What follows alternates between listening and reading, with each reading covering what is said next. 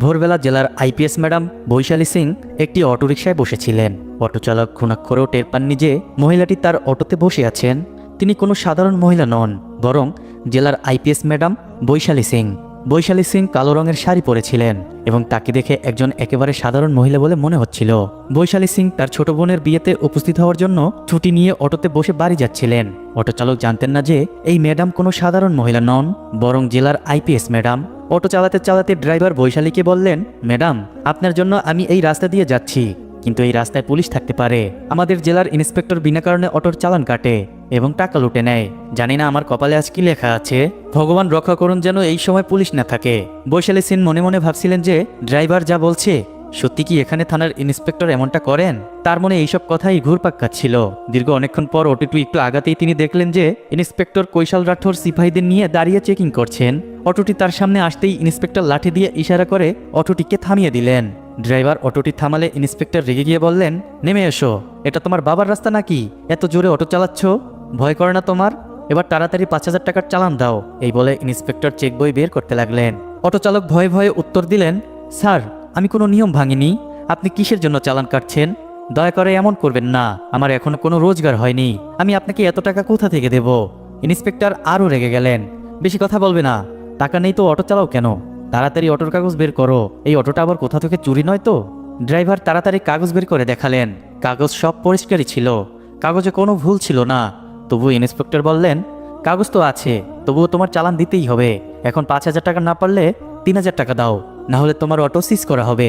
পাশে বসা IPS madam Vaishali Singh সব শুনছিলেন। তিনি দেখছিলেন ইন্সপেক্টর কিভাবে গরিবদের লুট করছেন এবং বিনা কারণে চালান কাটছেন। অটো চালক ভয়ে ভয়ে বললেন, সাহেব, এত টাকা কোথা থেকে আনবো? এখনো তো রোজগার হয়নি, আমি আপনাকে কিভাবে এত টাকা দেব? প্লিজ ছেড়ে দিন সাহেব, যেতে দিন। আমার ছোট ছোট বাচ্চা আছে, আমি রোজগার না করলে তারা কি খাবে? না খেয়ে থাকবে সাহেব, ছেড়ে দিন। কিন্তু ইন্সপেক্টর কৈশালী রাঠোরের একটুও দয়া হলো না। তিনি রেগে গিয়ে অটো চালকের গালে জোরে এক থাপ্পড় মেরে বললেন, যখন টাকা নেই তো অটো চালাও কেন? এটা কি তোর বাবার রাস্তা যে এত জোরে গাড়ি চালাবে? উল্টো আমার সঙ্গে তর্ক করছো? চলো তোমাকে এবার থানায় নিয়ে মজা দেখাবো। এইগুলো শুনে আইপিএস ম্যাডাম বৈশালী সিং নিজেকে আর সামলাতে পারলেন না। তিনি ইন্সপেক্টরের সামনে এসে বললেন, ইন্সপেক্টর, আপনি একদম ভুল করছেন। যখন ড্রাইভারের কোনো দোষ নেই তখন আপনি বিনা কারণে চালান কাটছেন কেন? তার মধ্যে উপরন্ত থাপ্পড় মারা আইনত লঙ্ঘন। আপনার এমন কোনো অধিকার নেই যে আপনি একজন গরিব মানুষের উপর এভাবে অত্যাচার করবেন। ইন্সপেক্টর আগে থেকেই অনেক রেগেছিলেন। বৈশালী সিং এর কথা শুনে আরও রেগে গেলেন এবং সাথে সাথে তিনি বললেন, আরে বাহ, তুমি আমাকে শেখাবে আইন কি হয়? মনে হচ্ছে তোমাকেও জেলে হাওয়া খাওয়াতে হবে। তোমারও তো বেশ কথা চলছে, চলো এই দুজনকেই একসাথে জেলে নিয়ে মজা দেখাবো।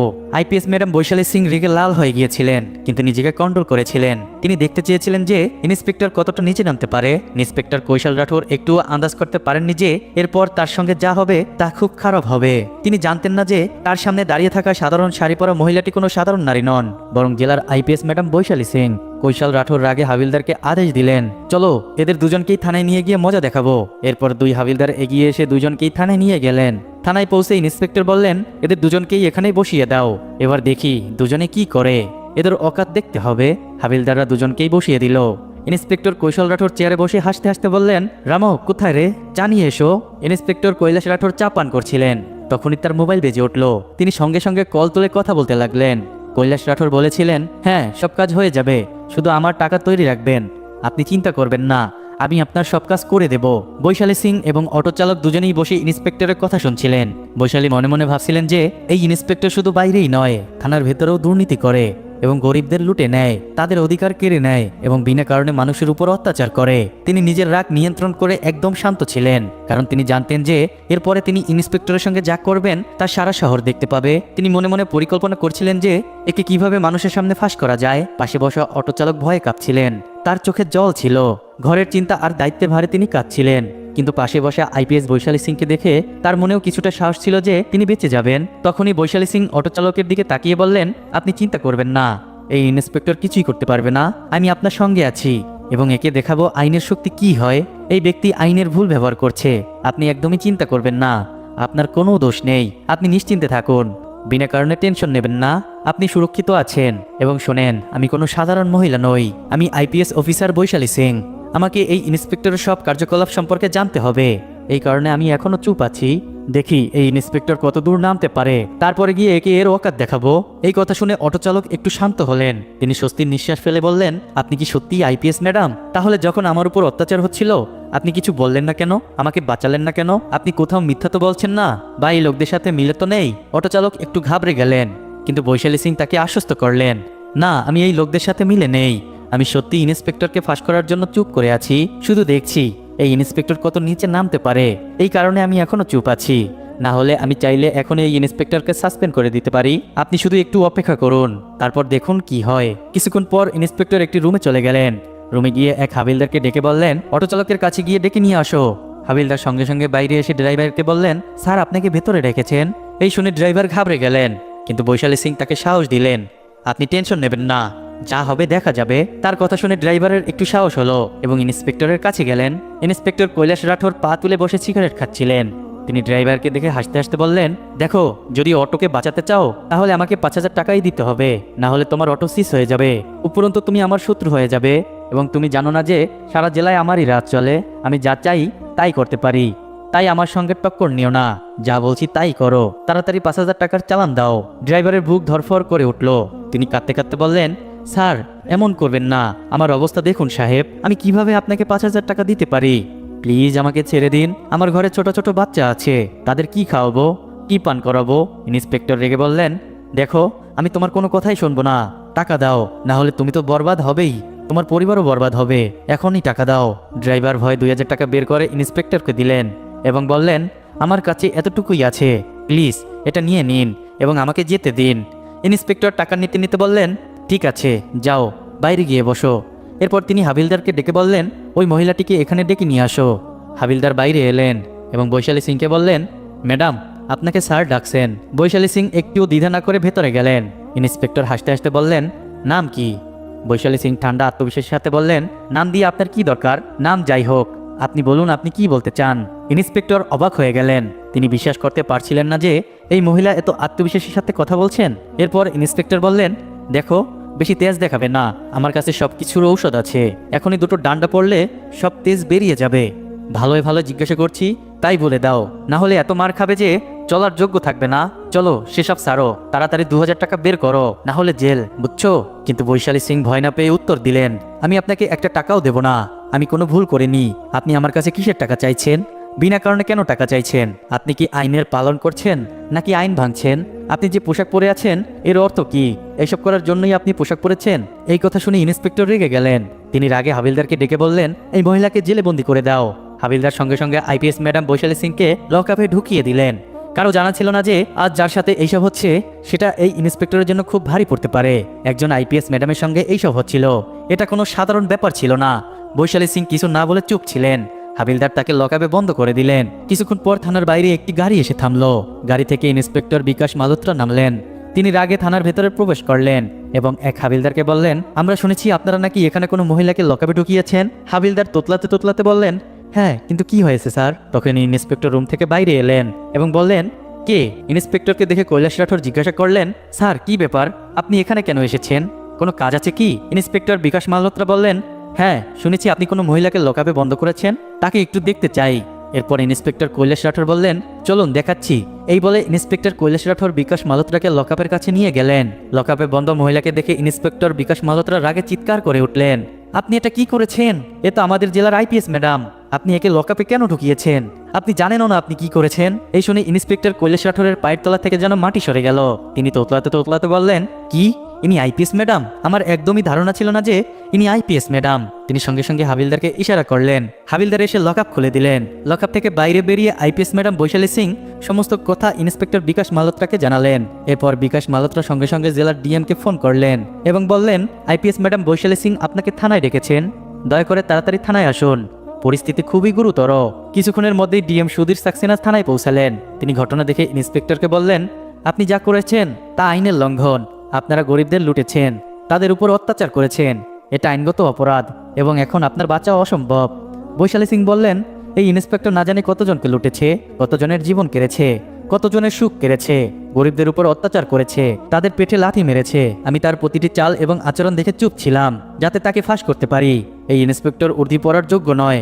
আমরা এই ইন্সপেক্টরকে সারা শহরের সামনে ফাঁস করব এবং দেখাবো যে কত বড় ভুল সে করেছে, যাতে ভবিষ্যতেও কেউ এমন ভুল করতে না পারে। ডিএম স্যার, আগামীকাল আপনি প্রেস মিটিং ডাকুন। কালই এর ফয়সালা হবে। আমার সঙ্গে যা হয়েছে আমি নিজেই তার সাক্ষ্য দেব এবং অটো চালকও আছে। ডিএম আইপিএস ম্যাডামের কথা শুনে বললেন, ঠিক আছে, কাল সকালে প্রেস মিটিং হবে। ইন্সপেক্টর কৈলাস রাঠোর আপনাকেও সেখানে উপস্থিত থাকতে হবে। সঙ্গে অটো চালককেও ডাকা হবে, যাতে সাক্ষ্য দেওয়ার জন্য সেও উপস্থিত থাকে। এই খবর সারা শহরে ছড়িয়ে পড়ল।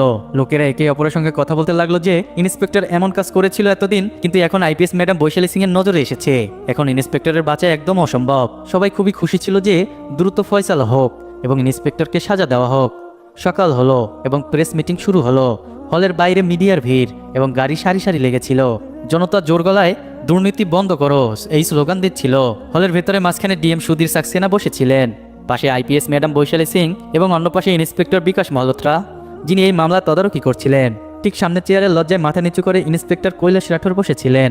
ডিএম টেবিলের উপর রাখা ঘন্টা বাজিয়ে বললেন, প্রেস মিটিং শুরু করা হলো। সবার আগে আইপিএস ম্যাডাম বৈশালী সিং তার সাক্ষ্য পেশ করবেন। বৈশালী সিং উঠে দাঁড়ালেন। তার কণ্ঠস্বর শান্ত কিন্তু অত্যন্ত দৃঢ় ছিল। সবার চোখ তার দিকে স্থির ছিল। তিনি বললেন, গতকাল যা কিছু হয়েছে তা শুধু আমার সঙ্গে নয়, বরং এই জেলার সেই সব গরিব মানুষের সঙ্গে হয়েছে যারা ন্যায়ের বদলে ভয় ও লুট পেয়েছে। আমি জানতে চাই যে কিভাবে একজন ইন্সপেক্টর, যারা আইনের পোশাক পরে আইনের রক্ষা করার কথা ছিল, তিনি সেই আইনের পোশাকের ভুল ব্যবহার করেছিলেন। সকালে আমি আমার ছোট বোনের বিয়ের জন্য ছুটি নিয়ে বাড়ি ফিরছিলাম। আমি সাধারণ পোশাক পরেছিলাম এবং একটি অটোতে বসেছিলাম।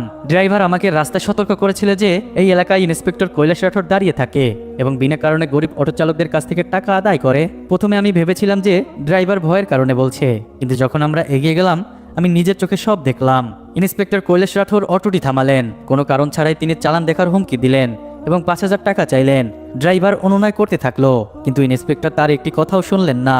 পরে আমাকেও ডাকা হলো, আমার কাছেও টাকা চাওয়া হলো এবং যখন আমি দিতে অস্বীকার করলাম তখন আমাকে জেলে ঢুকিয়ে দেওয়া হলো। ভাবুন, এই সেই পুলিশ যার উপর জনগণ বিশ্বাস করে। আমি চুপ ছিলাম যাতে দেখতে পারি এই ইন্সপেক্টর কতটা নিচে নামতে পারে এবং সে প্রমাণ করে দিল যে তার কাছে আইনের পোশাক কেবল লুট করার অস্ত্র, মানুষের রক্ষা করার জন্য নয়। আজ আমি এখানে কেবল নিজের জন্য দাঁড়াইনি, বরং সেই সব গরিব শ্রমিক, রিক্সা চালক এবং সাধারণ মানুষের জন্য দাঁড়িয়েছি যাদের কষ্টার্জিত রোজগার এই ইন্সপেক্টর লুটে নিয়েছে। আমি চাই আইন যেন সবার জন্য সমান হয় এবং যদি কোনো মানুষ সে আইনের পোশাক পরিহিত হোক না কেন, সে যদি ভুল করে তবে তাকে শাস্তি পেতেই হবে। সারা হল করতালিতে ভরে গেল। এরপর ডিএম বললেন, ড্রাইভারকে ডাকুন। ড্রাইভার ডিএমের সামনে দাঁড়িয়ে বললেন, আমার নাম লক্ষণ, আমি গত 10 বছর যাবৎ অটো চালাচ্ছি। সাহেব, আমরা গরিব মানুষ, দিনরাত পরিশ্রম করে আমাদের পরিবারের পেট চালাই, কিন্তু ইন্সপেক্টর কৈলাস রাঠোরের মতো লোকেরা আমাদের শান্তিতে থাকতে দেয় না। যখনই আমরা রাস্তায় বেরোই এরা আমাদের থামায় এবং টাকা চায়। যদি আমরা টাকা না দিই তবে অটো সিজ করে দেয়, মিথ্যা চালান কাটে। গতকালও আমার সাথে একই ঘটনা ঘটেছে। আমি হাজারো বোঝালাম যে আমার ঘরে ছোট ছোট বাচ্চা আছে, আমি এত টাকা কিভাবে দেব, কিন্তু তিনি একটা কথাও শুনলেন না। বাধ্য হয়ে আমাকে আমার সঞ্চয় থেকে 2,000 টাকা দিতে হলো, না হলে আমার অটো চলে যেত এবং আমার পরিবার না খেয়ে মারা যেত। ড্রাইভারের চোখে জল ছিল, তার গলা তখন কাঁপছিল। তিনি তখন আরও বললেন, আমি তো ভাবতেও পারিনি যে আমার অটোতে যে মহিলা বসে আছেন তিনি একজন আইপিএস অফিসার। যদি ইনি না থাকতেন তবে আজও আমরা গরিবেরা এভাবেই লুট হতে থাকতাম। আমি ম্যাডামের কাছে কৃতজ্ঞ যে তিনি সত্যকে সামনে এনেছেন। হলে বসা লোকেরা আবেগপ্রবণ হয়ে গেল। অনেক সাংবাদিক সঙ্গে সঙ্গে এই বক্তব্য রেকর্ড করলেন। এবার ডিএম সুধীর সাক্সেনা চারদিকে তাকালেন এবং বললেন, আজকের সাক্ষ্য এটা পরিষ্কার করে দিয়েছে যে ইন্সপেক্টর কৈলাস রাঠোর নিজের সীমা অতিক্রম করেছেন। তিনি গরিবদের শোষণ করেছেন, জনতাকে লুটেছেন এবং আইনের ভুল ব্যবহার করেছেন। এটা কোনো অবস্থাতেই সহ্য করা যায় না। তিনি কাগজে লেখা আদেশটি তুলে নিলেন এবং মিডিয়ার সামনে জোরে জোরে পড়লেন, ইন্সপেক্টর কৈলাস রাঠোরকে অবিলম্বে কার্যকরভাবে বরখাস্ত করা হচ্ছে। পাশাপাশি তার বিরুদ্ধে অপরাধমূলক মামলা দায়ের করা হবে। তাকে আজই হেফাজতে নিয়ে জেলে পাঠানো হবে। এরপরে তদন্তে যেসব তথ্য সামনে আসবে সেই অনুযায়ী আরও কড়া ব্যবস্থা নেওয়া হবে। হল করতালি এবং স্লোগানে ভরে গেল। জনতা চিৎকার করতে লাগলো, ন্যায় মিলেছে, ন্যায় মিলেছে। কৈলাস রাঠোরের মুখ ফ্যাকাশে হয়ে গেল, তার হাত তখন কাঁপছিল। তিনি পালানোর চেষ্টা করলেন, কিন্তু পুলিশ কর্মীরা সঙ্গে সঙ্গে তাকে ঘিরে ফেললেন। হ্যান্ডকাপ পরানো হলো এবং মিডিয়ার ক্যামেরার সামনে তাকে বাইরে নিয়ে যাওয়া হলো। ভিড় চিৎকার করছিল, দুর্নীতির অবসান হোক, বৈশালী ম্যাডাম জিন্দাবাদ। বৈশালী সিং ভিড়ের দিকে তাকিয়ে বললেন, আজকের ফয়সালা কেবল কৈলাস রাঠোরের হার নয়, বরং এটা এই কথার প্রমাণ যে যদি আমরা সবাই মিলে অন্যায়ের বিরুদ্ধে দাঁড়াই তবে কোনো দুর্নীতি আমাদের উপর প্রভাব ফেলতে পারবে না। আইনের পোশাকের মানে হলো সেবা এবং সুরক্ষা, ভয় এবং লুট নয়।